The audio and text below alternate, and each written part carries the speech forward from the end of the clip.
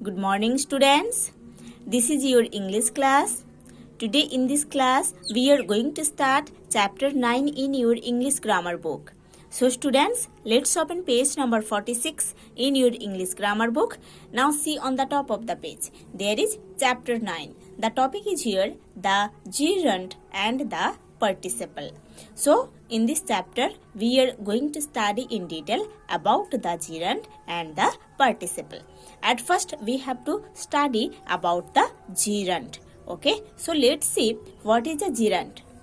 A gerund is the ing form of a verb when it is used as a noun. It is derived from a verb.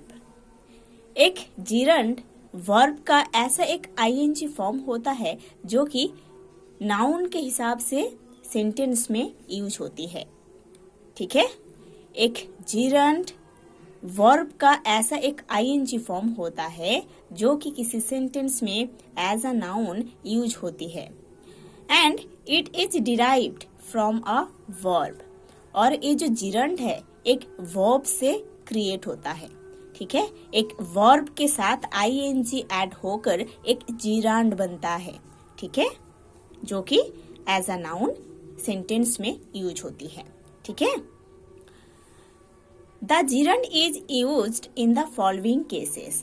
है ना, in the following cases the gerund is used. है ना, सो gerund को हम कैसे use कर सकते हैं सेंटेंस में, उसके बारे में अभी पढ़ना है.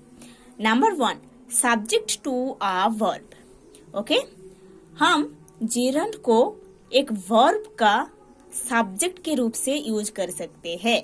ओके, हम gerund को वर्ब का सब्जेक्ट के रूप से यूज कर सकते हैं. For example, see here number 1, swimming improves your health. इस सेंटेंस में स्विमिंग सब्जेक्ट, इम्प्रूव्स वर्ब. है ना, ये जो वर्ब है इम्प्रूव्स, इस वर्ब का सब्जेक्ट है स्विमिंग. सो इधर इम्प्रूव्स वर्ब का सब्जेक्ट के रूप से स्विमिंग यूज हुआ है. ठीक है, सो ये जो स्विमिंग है ये एक gerund है. ठीक है, number 2 example, smoking causes cancer. ठीक है, स्मोकिंग कॉजेस कैंसर. इस सेंटेंस में स्मोकिंग सब्जेक्ट है, कॉजेस है वर्ब. है ना, ये जो वर्ब है कॉजेस, इस वर्ब का जो सब्जेक्ट है स्मोकिंग. है ना, so here smoking is used as the subject of the verb causes. ठीक है, like this number 3, number 4 examples are given also. Number 2, object to a verb. है ना, हम gerund को यूज कर सकते हैं एक verb का ऑब्जेक्ट के रूप से.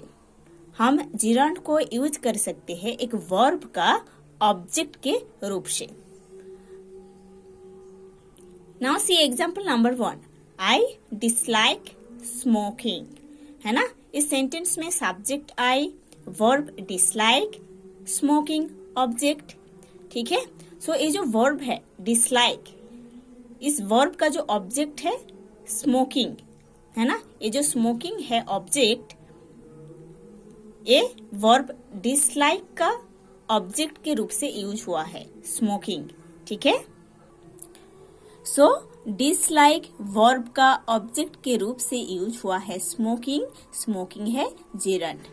Number 2, I love swimming. In this sentence I is the subject, love is the verb, swimming is the object. है ना, इधर जो वर्ब है लव, इसके ऑब्जेक्ट के रूप से यूज हुआ है स्विमिंग. ठीक है, स्विमिंग एक gerund है. Like this number 3, number 4 examples are also given. Okay, you have to study. Now see number 3, object to a preposition. हम gerund को यूज कर सकते हैं एक preposition का ऑब्जेक्ट के रूप से. ओके, हम gerund को यूज कर सकते हैं एक preposition का ऑब्जेक्ट के रूप से. Now see example number 1, he is fond of playing. है ना, सो इस सेंटेंस में ये जो ऑफ है ना, ऑफ है प्रीपोजिशन, और प्रीपोजिशन का ऑब्जेक्ट के रूप से यूज हुआ है ये playing. Okay, so first sentence में प्रीपोजिशन है ऑफ और इस प्रीपोजिशन ऑफ का जो ऑब्जेक्ट के रूप से यूज हुआ है जो जिरांड वो है प्लेइंग। ठीक है, number 2 example, I have no idea of going there. Second sentence में ऑफ है प्रीपोजिशन और इस ऑफ प्रीपोजिशन के ऑब्जेक्ट के रूप से यूज हुआ है गोइंग, है ना, गोइंग एक जिरांड है। Number 3 example, she was find for coming late, है ना, इस सेंटेंस में फॉर है प्रीपोजिशन और फॉर प्रीपोजिशन का ऑब्जेक्ट के रूप से यूज हुआ है कमिंग, है ना, कमिंग है gerund. Like this number 4 example is also given. Now see number 4, complement to the verb to be, है ना, ये जो वर्ब है टू बी मीन्स जो बी वर्ब होते हैं ना, am, is, are, was, were, है ना, इस बी वर्ब का कंप्लीमेंट के रूप से, बी वर्ब का कंप्लीमेंट के रूप से जिरांड को हम यूज कर सकते हैं। ठीक है, so before going to study the examples of complement to the verb to be, we have to know what is the difference between an object and a complement, है ना, एक ऑब्जेक्ट और एक कंप्लीमेंट के अंदर डिफरेंस क्या होता है। ठीक है, there is a little difference between an object and the complement. ठीक है,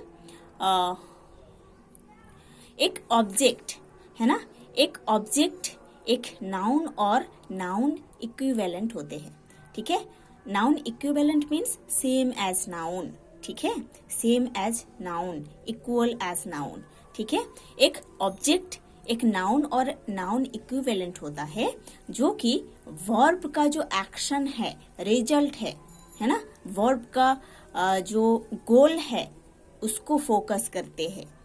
ठीक है, अगेन आई एम टेलिंग, एक ऑब्जेक्ट ऐसा एक नाउन और नाउन इक्विवेलेंट होता है, सेम एज नाउन होता है, जो कि वर्ब और एक्शन वर्ड का जो एक्शन है या रिजल्ट है या गोल है उसको फोकस करते हैं। और एक कंप्लीमेंट एक नाउन या एक फ्रेज या एक क्लॉज होता है जो कि सब्जेक्ट और ऑब्जेक्ट के बारे में इंफॉर्मेशन देते हैं।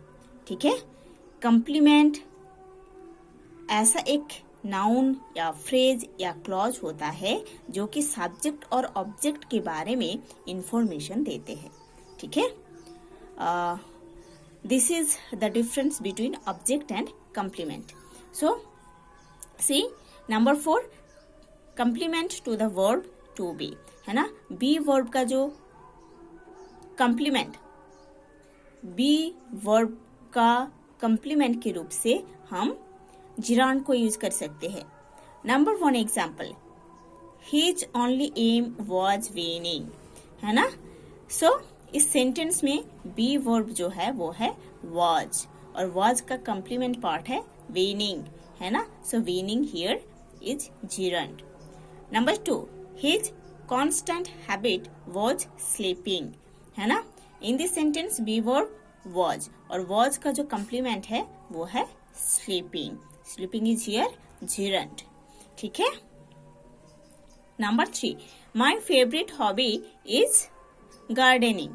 ठीक है, हियर बी वर्ब इज और इज का जो कंप्लीमेंट है वो है गार्डनिंग। गार्डनिंग इधर बी वर्ब इज के कंप्लीमेंट के रूप से यूज हुआ है। सो गार्डनिंग एक जिरांड है। Number 4, what she loves is painting. Okay, here is be verb और इज के कंप्लीमेंट के रूप से यूज हुआ है पेंटिंग। पेंटिंग एक जिरांड है। ठीक है। सो हम पढ़े हैं कि एक वर्ब से एक जिरांड बनता है, एक वर्ब के साथ आईएनजी ऐड होकर जिरांड बनता है। अब देखे हो सारे एग्जाम्पल्स में, जैसे कि पहले एग्जाम्पल में हम देखे स्विमिंग। स्विम एक वर्ब है, उसके साथ आईएनजी ऐड होकर स्विमिंग बना है। ठीक है, एक नाउन बना है, एक जिरांड बना है। Like this all examples are given here. So students, you have to study to this portion. In the next class, we will study the next part of this chapter.